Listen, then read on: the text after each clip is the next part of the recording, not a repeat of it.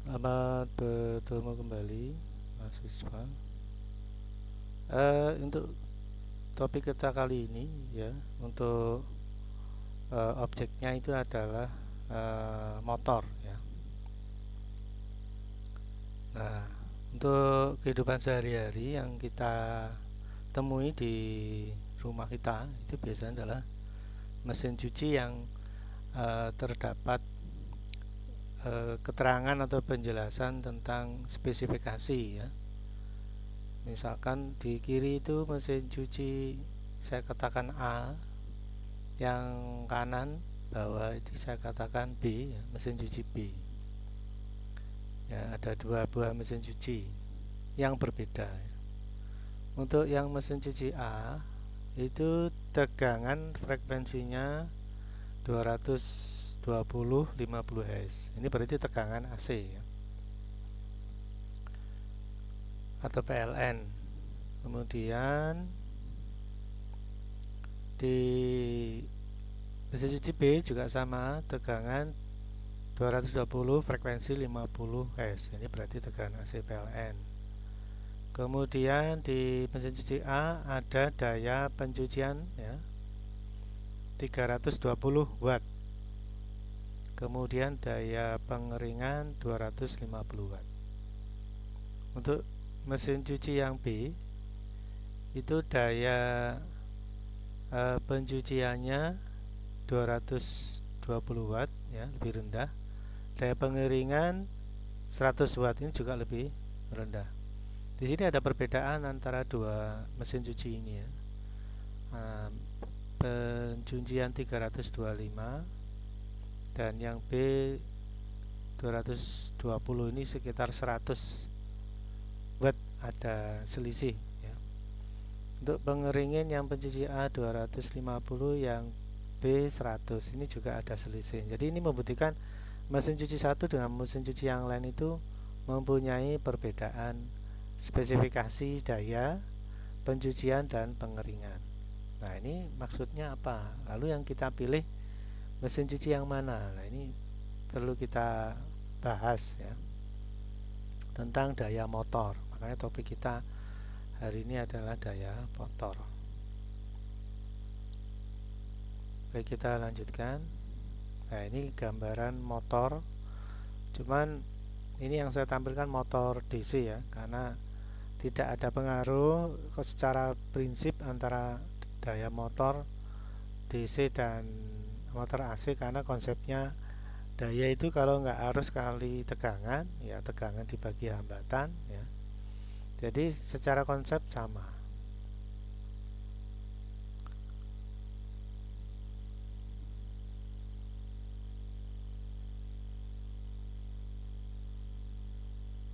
Nah, ini rangkaiannya.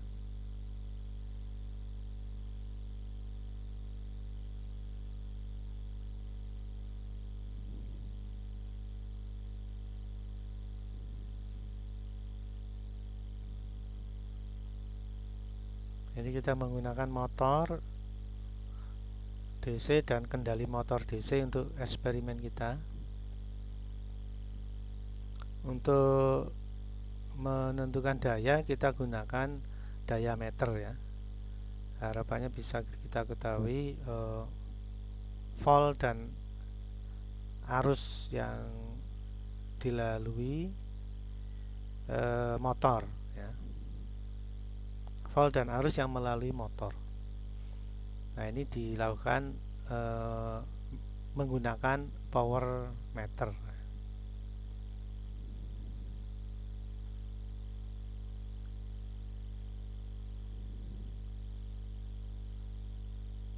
Kita lanjutkan materinya.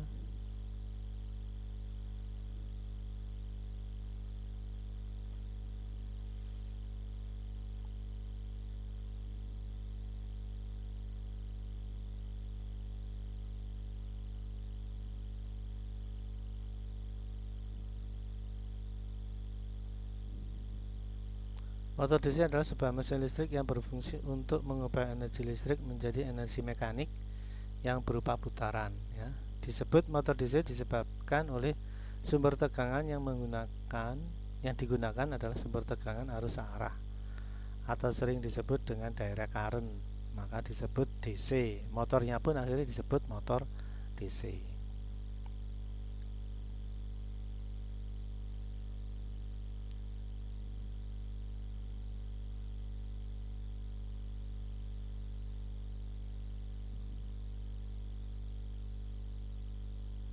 Ya, di sana ada simbol ya, dan motor ya.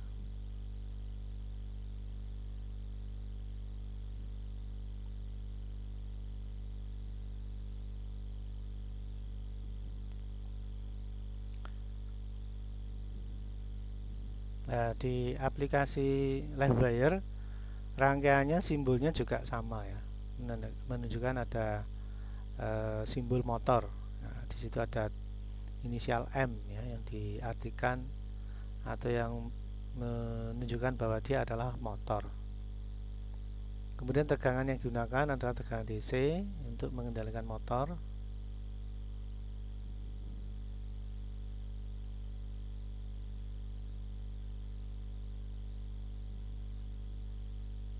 Oke, kita lanjutkan lagi.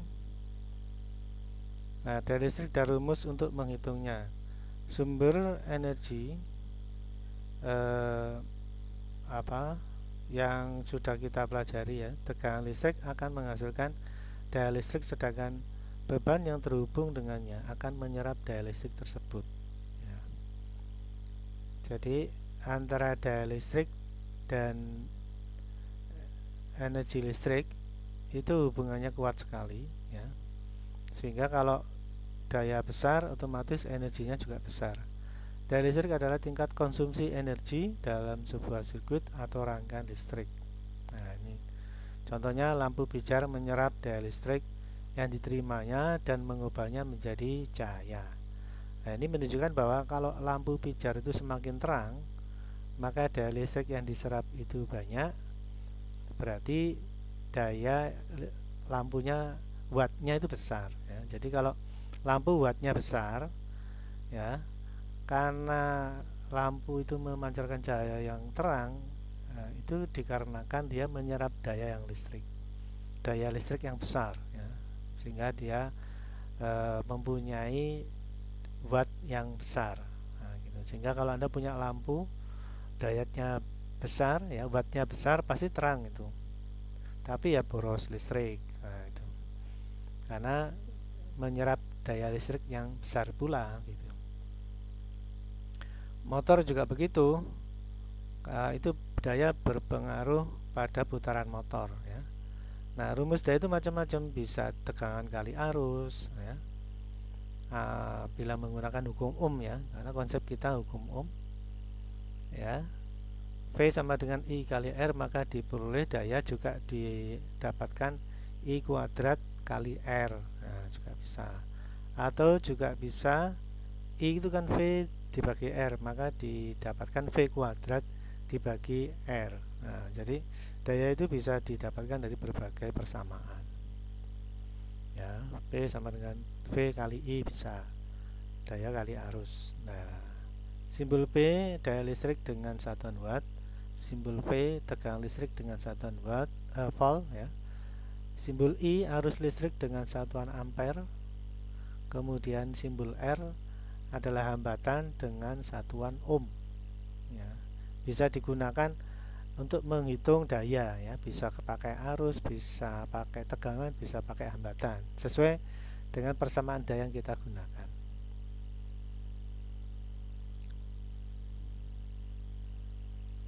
Nah, ini arah putaran motor DC.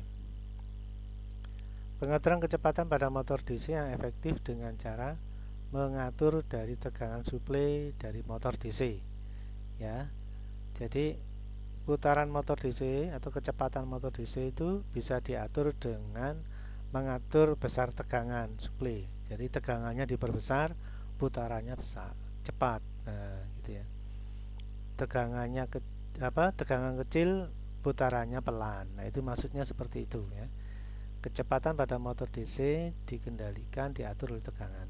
Apabila tegangan dinaikkan, maka putaran dari motor pun akan meningkat ya, hingga Untuk mengatur kecepatan motor kita tinggal mengatur tegangan pada tegangan yang diberikan pada motor, ya. Sehingga kecepatan motor itu bisa dikendalikan, ya, bisa dipercepat atau jadi lambat. Itu karena tegangan DC yang diterapkan pada motor. Nah, sekarang daya, ya. Daya adalah gaya yang dihasilkan oleh motor untuk memutar rotor pada kecepatan nominal. Daya yang dihasilkan motor tergantung dari beban yang diberikan kepada motor, sebagaimana pula torsi yang diberikan oleh terminal jangkar juga tergantung dari beban yang diberikan. Ya, jadi ada hubungan erat antara kecepatan dan daya, ya, kecepatan motor dan daya. Karena tadi rumusnya V kali arus, ya. Sementara kecepatan motor itu dikendalikan oleh tegangan. Nah, dari sini tegangan dan daya ini berbanding lurus, ya. Maka bila kecepatan itu dengan cara menaikkan tegangan, maka dayanya pun juga ikut naik karena berbanding lurus dengan tegangan. Sehingga naiknya daya itu juga dapat mengatur naiknya kecepatan motor, ya. Jadi kalau disimpulkan, daya adalah gaya yang dihasilkan oleh motor untuk memutar rotor pada kecepatan nominal. Nah, maka daya ini, ya, kalau dinaikkan maka kecepatan juga akan naik, ya. Dan daya itu berbanding lurus dengan tegangan. Jadi daya itu bisa menaikkan kecepatan motor. Nah, gitu. Daya pada motor DC untuk daya input dapat dihitung menggunakan rumus P sama dengan V kali I. Ya, pada sudah dibahas bahwa kecepatan itu ditentukan oleh tegangan yang diterapkan. Ya, maka rumus yang digunakan V kali I, ya, arus, maka daya ditentukan oleh tegangan kali arus yang diterapkan.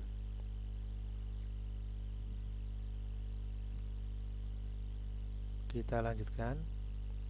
Nah, bagaimana kecepatan motor? Pengaturan kecepatan adalah sebuah perubahan kecepatan berputar yang disengaja sesuai dengan nominal tertentu yang diperlukan untuk pekerjaan spesifik, ya. Jadi kecepatan itu dibutuhkan sesuai kebutuhan, ya. Bila beban besar, ya, kecepatan harus dinaikkan, ya, tegangan dinaikkan. Kalau kecepatan itu setelah beban, ya, kalau bebannya kecil, ya tegangannya kecil aja. Nah, pada kecepatan normal, ya tegangannya normal, ya. Pengertian gini, kalau misalkan nih kita naik motor, kita naik tanjakan, kan gas motor dinaikkan.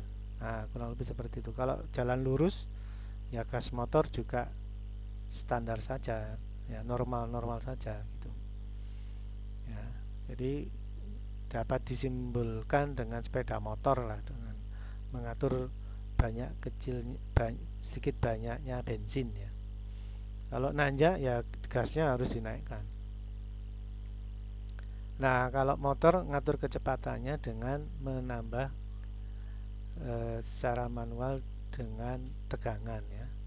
Pengaturan kecepatan motor DC dapat dilakukan dengan cara mengatur tegangan. Nah, ini. Jadi untuk mengatur kecepatan motor DC itu cukup mengatur tegangan yang diberikan, ya. Nah, sementara daya berbanding lurus dengan tegangan, ya. Nah, ini konsep-konsep yang mesti kita pahami, ya, untuk mempelajari implementasi motor, ya. Nah, kita punya konsep dulu sebelum bereksperimen, ya.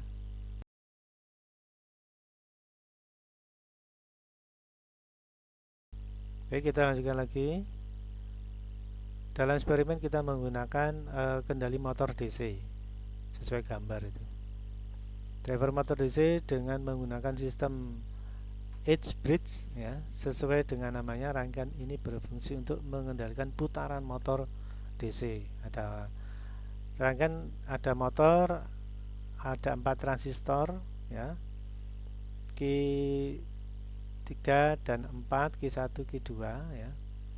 Jadi bila Q1 aktif, Q4 aktif, terjadi aliran arus dari kiri ke kanan, yaitu Q1, Q4 aktif ya, Q3 dan Q2 off ya.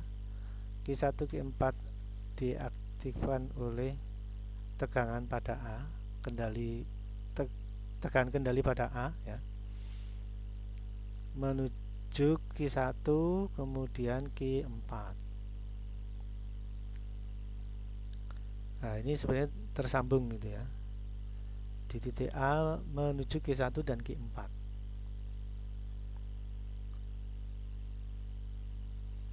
Jadi transfer Q1, Q4 itu aktif bersamaan melalui kendali A. Kalau A ini high ya, maka akan mengaktifkan Q1 dan Q4 saja ya, yang lain enggak. Ya, kedua transfer akan on. Sementara terminal B itu terhubung ke Q2 melalui R 1 kilo ya. Lalu juga mengaktifkan Q3 ya, terhubung ke Q3 melalui R 1 kilo. Sehingga kalau B-nya itu aktif ya, maka akan mengaktifkan Q2 dan juga mengaktifkan Q3. Nah, apabila Q1 dan Q4 aktif ya melalui terminal A, maka terjadi arus mengalir 9 volt dari tegangan 9 volt Q1 ke motor dengan arah dari kiri motor ke kanan motor menuju Q4 dan ke ground. Kalau itu terjadi secara kontinu ya, dari 9 volt menuju Q1 ke motor dan Q4 ke ground, akan memutar motor. Nah, kalau terminal B aktif mengaktifkan Q2 dan Q3 ya, maka akan mengalir tegangan dari 9 volt Q3 menuju motor dari kanan ke kiri menuju Q2 kemudian ke ground.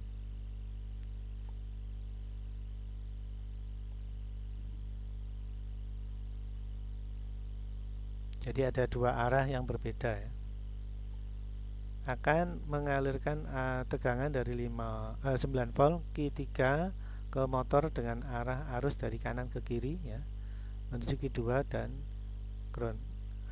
Kita eksperimenkan dengan kondisi ini untuk mengamati putaran motor ya, dengan rangkaian yang sudah saya siapkan tadi, sudah saya tunjukkan ya. Berikutnya, kendali motor DC menggunakan sistem edge bridge ya. Prinsip kerja rangkaian di atas adalah sebagai berikut. Pada saat titik A mendapat logika 1 ya, terminal A logika 1 dan titik B logika 0, maka Q1 dan Q4 akan on sehingga arus yang mengalir ke motor dengan melewati Q1 menuju Q4, maka motor akan berputar ke kanan dan seterusnya akan looping ya, akan berlanjut ya, terus menerus mengalir terus membuat motor berputar ke kanan. Yang nomor 2, pada titik A mendapat logika 0 ya, terminal A mendapat logika 0 dan titik B mendapat logika 1, maka Q3 dan Q2 akan on sehingga arus akan mengalir ke motor dengan melewati Q3 dan menuju Q2 ya. Maka motor akan berputar ke kiri dan bila ini terjadi terus menerus ya, akan kita amati ya, nomor 1 dan 2 ini bila dikondisikan terminal A dan terminal B seperti poin 1 dan 2. Pada titik A dan titik B sama-sama berlogika 0 atau logika 1, maka motor akan brake atau mengerem atau berhenti. Ini selain bisa memutar kiri kanan juga bisa membuat motor berhenti.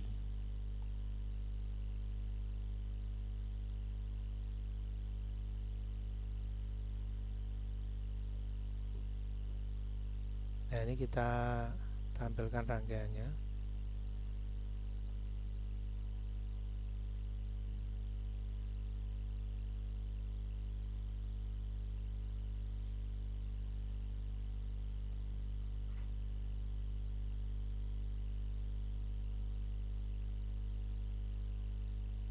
Ya, di sini ada motor, kendali motor pakai 4 transistor ya. Nah, ini karena bentuknya H maka disebut H-bridge atau jembatan H ya. Ini motornya. Nanti kita amati pergerakan putarannya kiri atau ke kanan dengan mengamati logika atau tegangan pada terminal A dan B ya. Yang mengaktifkan transistor Q1, Q2, Q3 dan Q4. Kita mulai dari terminal A high, terminal B low. Coba ini kalau dinyalakan. Nah, ternyata Anda perhatikan bila terminal A aktif ya, high, maka akan mengaktifkan Q1 dan juga mengaktifkan Q4. Maka terjadi aliran arus dari Q1 ke motor lalu Q4 dan ke ground. Nah, sebelum ke ground ya, ini kita putus ya untuk mengukur arus ya, arus motor. Nah, karena saya pasang instrumen daya meter ya, wattmeter. Jadi tegangannya kita ukur, arusnya juga kita ukur untuk menghasilkan watt. Nah, itu satuannya watt.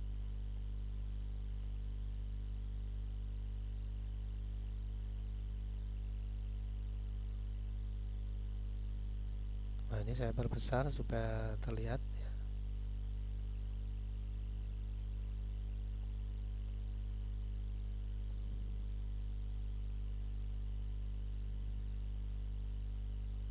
Ada motor ya di ujung Q4 sebelum ke ground itu kita putus lalu kita hubungkan ke wattmeter untuk mengukur arus ya, sehingga kita putus karena harus terpasang seri. Yang kita hubungkan ke positifnya ampere meter ya. Kemudian selain kita ukur arusnya, kita juga ukur tegangannya.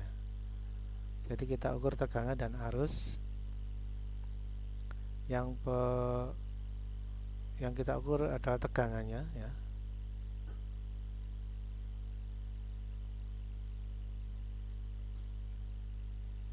Nah, ini tegangan suplai motor ya.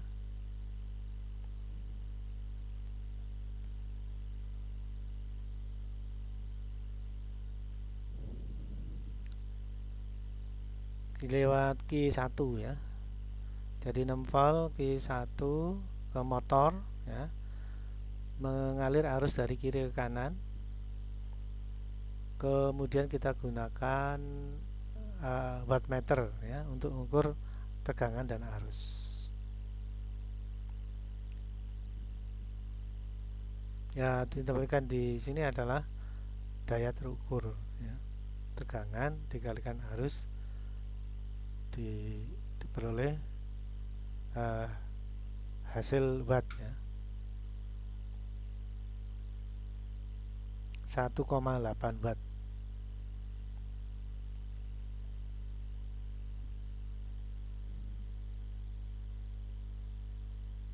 Nah, kita coba lanjutkan eksperimennya.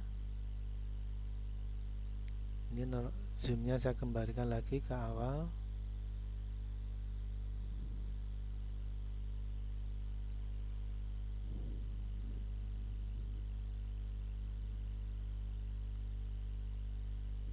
Nah, ini pada posisi terminal A high ya, yang mengaktifkan Q1 dan Q4. Motornya berputar ke kanan, daya yang mengukur arus dan tegangan hasilnya 1,8 watt. Nah, sekarang kalau kita rubah terminal A yang semula high, kita rubah terminal B high dan terminal A low. Nah, terminal B yang high ini akan mengaktifkan Q2 dan Q3. Nah, kondisi ini akan mengalirkan tegangan DC melalui Q3 menuju motor, mengalirkan arus dari kanan ke kiri sehingga motor berputar ke kiri, ya, putaran ke kiri. Seperti halnya sebelumnya, arus sebelum ke ground kita putus, kita hubungkan ke wattmeter posisi ampere, ya. Kemudian kita ukur tegangan juga, ya. Nah, tegangan digunakan untuk mengukur tegangan yang diterapkan pada motor. Nah, minusnya dihubungkan ke ground. Nah, voltmeter ini langsung mengukur tegangan supply. Nah, yang terukur adalah tampilan watt. Ternyata hasilnya sama dengan sebelumnya, yaitu 1,8. Jadi arah putaran itu tidak dipengaruhi oleh tegangan, atau daya tidak mempengaruhi arah putaran. Mau putar ke kiri atau mutar ke kanan, wattnya sama. Ternyata sama. Tidak berarti putar ke kanan lebih besar dayanya atau putar ke kiri lebih besar dayanya, juga enggak. Karena putar ke kiri maupun putar ke kanan itu dayanya sama.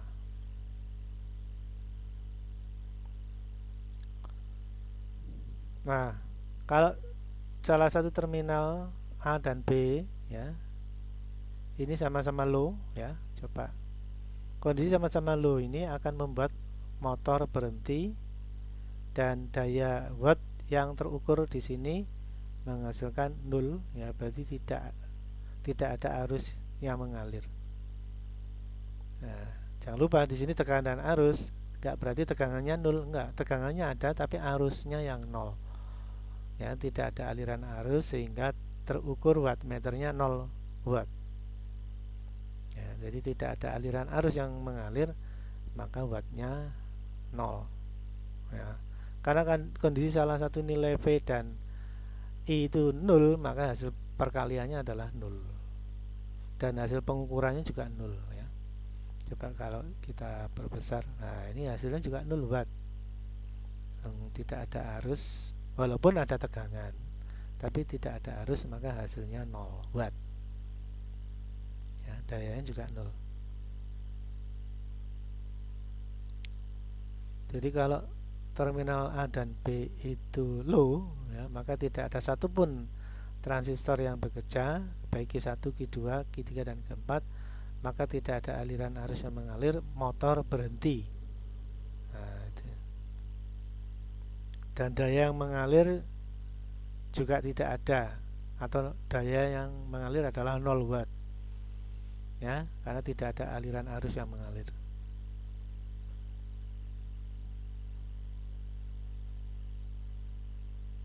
Ya, coba kita pelajari hasil ukurnya. Tegangan 6 volt DC, ya. Kemudian tegangan terukur juga 6 volt DC, ya. Kemudian motor yang kita gunakan adalah motor 6 volt. Kemudian terukur 1,86 watt. Nah, kita ingin tahu berapa arusnya, maka P sama dengan V kali I, maka I atau arus adalah P dibagi V. Jadi 1,86 dibagi 6 ampere, maka sama dengan 0,31 ampere. Nah, ini adalah arus yang mengalir. Jadi satu nilai watt ini kita bisa mengetahui berapa arus yang mengalir.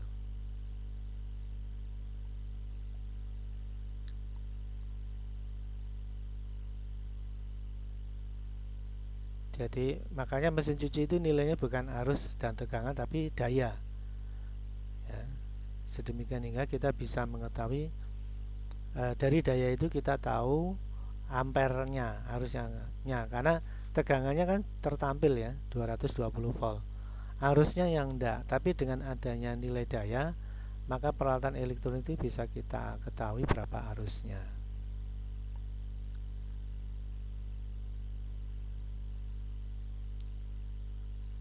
Ya, sekarang kalau kita rubah wattnya, tadi kan 1,86 watt ya, atau dengan cara kita naikkan tegangannya untuk mengatur kecepatan ya, untuk meningkatkan kecepatan atau putaran motor.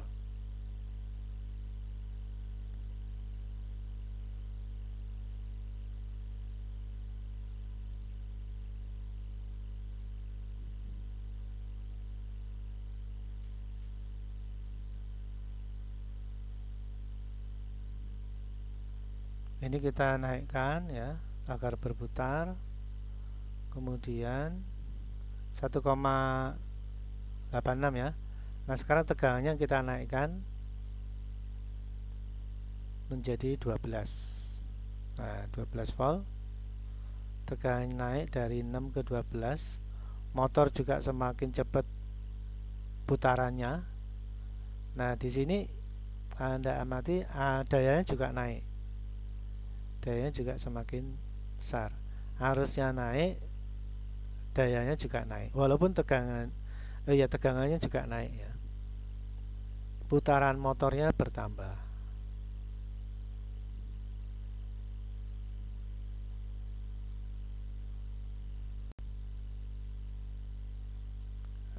Nah, ini menunjukkan bahwa putaran motor semakin cepat maka dayanya naik ya. Gambarnya seperti itu, atau dibalik, motor dengan daya besar maka putarannya akan cepat, lebih cepat gitu ya.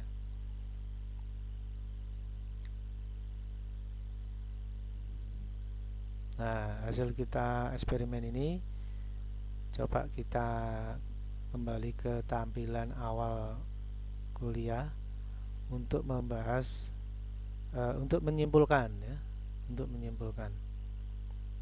tentang mesin cuci ya. Kalau mesin cuci yang A dan B ini kan berbeda daya. Kalau mesin cuci A berdaya besar, ini berarti putaran daya motor yang A lebih cepat. Sementara yang B karena dayanya cuma 220, maka putarannya lebih pelan ya. Ya, jadi tegangannya sama tapi dayanya beda, berarti putarannya berbeda. Ya, putaran mesin cucinya berbeda.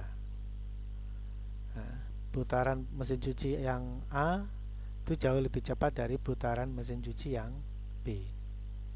Karena putaran lebih cepat dayanya besar, atau dibalik, daya motor besar karena putarannya lebih cepat. Nah, dengan hal yang sama dengan pengering ya.